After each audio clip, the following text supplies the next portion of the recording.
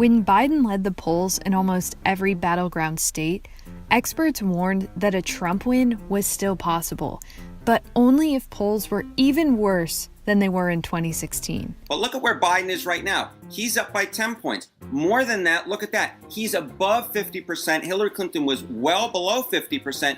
So, did history repeat itself in 2020?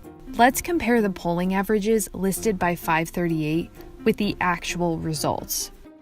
Both nationally and in every battleground state, Trump outperformed the polls again. That ended up being decisive in only 2 states, Florida and North Carolina, where the winner was different than what was projected, but didn't change the overall electoral outcome.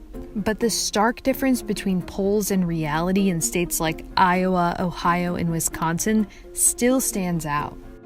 One pollster who predicted Trump's wide margin in Iowa correctly, against conventional wisdom, was Ann Seltzer. It takes a little bit of practice to sort of live in what I call the corral of pot shots while your poll is out there waiting to see what happens with the election. Polling Trump in Midwestern states such as Iowa has been a riddle for the industry ever since 2016.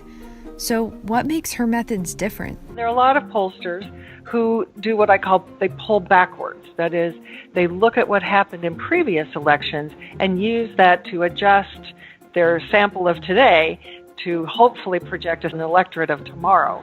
And I don't do that. I take nothing from the past and build it into my polls. Therefore, I hope the future can reveal itself to me in my data. Part of the problem these days, according to Rachel Bidikofer, is who is available to pollsters.